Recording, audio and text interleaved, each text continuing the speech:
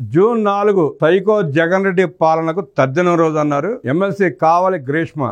జగన్ రెడ్డి అరాచక పాలన నుంచి విముక్తి పొందిన రోజు జూన్ 4. జగన్ రెడ్డి విధ్వంసకర పాలనతో విసిగిన ప్రజలు నరకాసురుడి పాలన నుంచి విముక్తి కోసం ఓటు రూపంలో తీర్పు ఇచ్చిన రోజు అని ఎమ్మెల్సీ టీడీపీ అధికార ప్రతినిధి కావలి గ్రీష్మ అన్నారు. నిజానికి ఈ రోజును దీపావళి జరుపుకోవాలి, కానీ వైసీపీ నాయకులకు ప్రజా తీర్పు వెన్నుపోటులా కనిపిస్తోందంటే ప్రజాస్వామ్యం పట్ల వైసీపీ పార్టీకి ఎంత గౌరవం ఉందో స్పష్టమవుతోందన్నారు.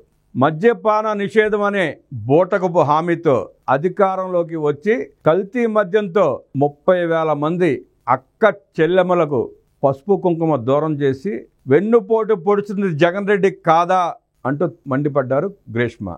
వారం రోజుల్లో సిపిఎస్ రద్దు చేస్తామని ఉద్యోగులను మోసం చేసి వెన్నుపోటు పొడిచింది జగన్ రెడ్డి కాదా? జనవరి 1న జాబ్ క్యాలెండర్ విడుదల చేస్తామని యువతను మోసం చేసి వెన్నుపోటు పొడిచింది జగన్ రెడ్డి కాదా? అధికారంలోకి వచ్చిన వెంటనే పెన్షన్ పెంచుతామని 5 ఏళ్ల పాటు ప్రజలను మోసం చేసి వెన్నుపోటు పొడిచింది జగన్ రెడ్డి కాదా?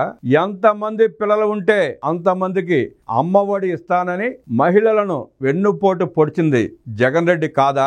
ల్యాండ్, ఇసుక, మైనింగ్, మద్యం స్కామ్ల నుంచి ప్రజల దృష్టిని మళ్లించడానికి ప్రజాహితంగా సాగుతున్న కూటమి పాలనను చూసి ఓర్చుకోలేక నిత్యం ఏదో ఒక డ్రామా ఆర్టిస్టులతో ప్రజాక్షేత్రంలోకి చచ్చిపోయిన పార్టీని బ్రతికించుకోవడానికి జగన్ రెడ్డి ప్రయత్నిస్తున్నాడు. ప్రజలు చీకొట్టిన వైసీపీ అధినేతకు, నాయకులకు బుద్ధి రావడం లేదు. గొడ్డలి పోటు దినం, సొంత తల్లిని గెంటేసిన దినం, అమ్మ మీద కేసు పెట్టిన దినం ఎప్పుడు జరుపుకుంటారో కూడా వైసీపీ నాయకులు ప్రజలకు చెప్పాలని కావలి గ్రీష్మ డిమాండ్ చేశారు.